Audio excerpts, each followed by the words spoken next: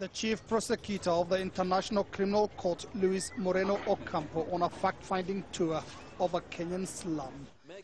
From the indictments of warlords in Uganda and the Democratic Republic of Congo to an arrest warrant for a sitting head of state in Sudan, Africa has kept the court and its chief prosecutor busy since it opened its doors in 2002. But has the ICC been picking on the continent? It's actually emerged very much as a European court for Africa, and some would say, in fact, the European Guantanamo Bay for Africa, because despite having had, I think, in the region of 8,000 complaints to look at in the last 8 years, it's only actually chosen to look at 12 cases in Africa. So it's ignored Afghanistan, it's ignored Iraq, it's ignored a whole range of other situations, only to focus on Africa. So it's, I think it's a legitimate question to ask. The world's first permanent war crimes court also stands accused of aggravating African conflicts.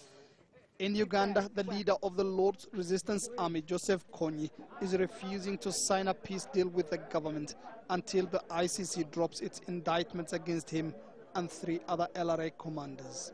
The ICC has been an obstacle because it has insisted on apprehending the leaders of the Lord's Resistance Army, but not the leaders of the other party in the conflict, that is the government of Uganda and its armed forces. The situation in Darfur, Sudan, is perhaps the highest profile the court has handled so far. Arrest warrants were issued in April 2007 against Ahmed Harun, a former state interior minister, and Mohammed Abdul Rahman, leader of the pro-Khartoum Janjaweed militias.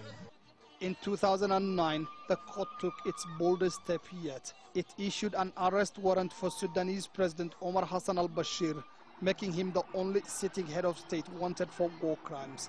Kenya is the latest addition to the list of African countries that the ICC is involved in. It's the weakness of its legal systems and the lack of public trust in the judiciary that initially led to the referral of the post-election unrest to the court in The Hague.